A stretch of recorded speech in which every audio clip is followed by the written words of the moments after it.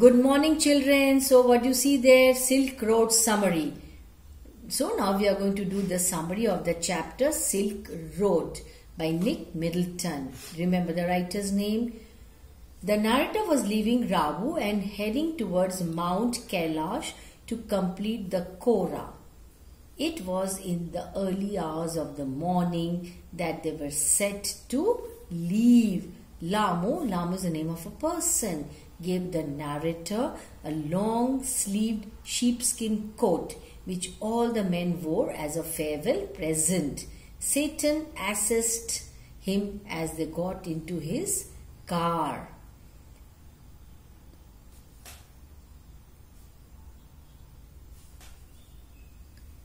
They took a shortcut to get off the Changtang. Satan knew a route that would take them southwest, almost directly towards Mount Kailash.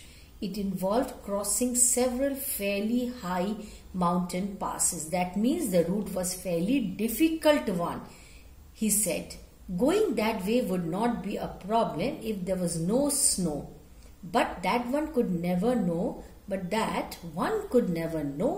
till one reached there. That means whether there's snow or not, you will come to know only after reaching that particular point, that particular place.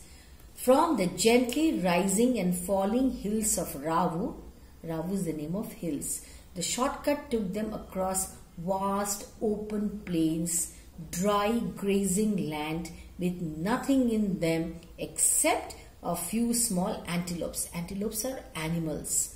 Moving ahead, they noticed that the plains became more stony than grassy, full of stones, no grass. That is the meaning.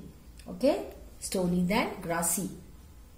Here they saw a herd of wild ass, so many, that were racing around and of which Satan had told them even before they appeared.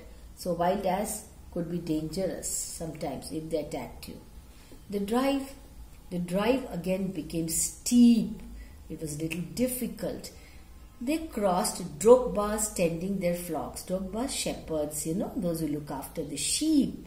That is the meaning of Drogbas. Thickly clad men and women stared at their car and at times waved at them while the sheep would turn away from the vehicle.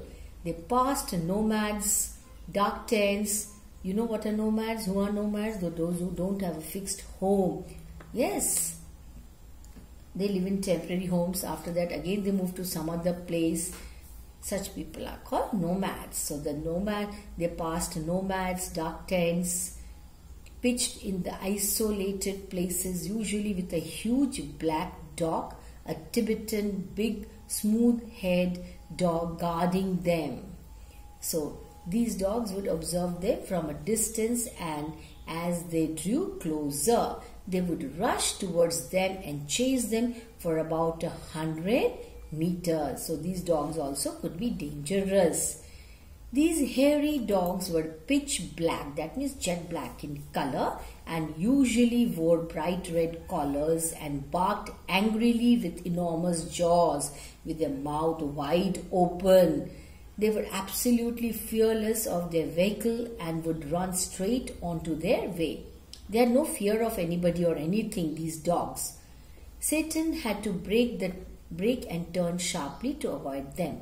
It was because of their ferocity that means these dogs were very ferocious looking animals, that these Tibetan Mastiffs were brought from Tibet to China's imperial courts as hunting dogs. So this particular type was used as hunting dogs for hunting purposes. As they entered a valley, they could see snow-capped mountains full of snow, and the wide river, but mostly blocked with ice that was sparkling in the sunshine. As they moved ahead on their upward track, the turns became sharper and the ride bumpier. The rocks around were covered with patches of bright orange lichen. Under the rocks seemed unending shade. The narrator felt the pressure building up in his ears, so he held his nose, snorted and cleared them. Just then Satan stopped and the Three of them, Satan, Daniel and the narrator, walked out of the car. It continued to snow, so there's snowfall. The snow had collected, was too steep for their vehicle to scale, to move up. Yes, so there was no way of going around the snow patch, and such routes are very difficult also. The narrator looked at his wristwatch and realized that they were at 5,210 meters above sea level. The snow didn't look too deep, but the danger was that if the car slipped, it could turn over. Yes. Then there would be an accident. Satan grabbed handfuls of soil and threw it across the frozen surface of ice. Daniel and the narrator stayed out of the vehicle to lessen Satan's load. He backed and drove towards the dirty snow, and with no difficulty the car moved on. But after 10 minutes of driving, there was another obstruction. Satan assessed the scene, and this time he decided to drive round the snow. It was a steep slope. Steep slope is very difficult, scattered with big rocks, but Satan got past them. He managed. The narrator checked his watch again. They were 5,400 meters above sea level, and his head began to ache. Ache means pain terribly. He gulped a little water for relief, so he drank a little water so that he could feel a bit relieved. When they reached the top of the pass at 5,515 meters, they noticed large rocks decorated with white silk scarves and ragged prayer flags. All of them took a clockwise round them as in the tradition, and Satan checked the tires on his vehicle. He stopped at the petrol tank. The low atmospheric pressure was allowing the fuel to expand. The narrator was soon relieved of headache as they went to the other side of the pass. At 2 o'clock, they stopped for lunch and ate hot noodles inside a long canvas work tent put up beside a dry salt lake.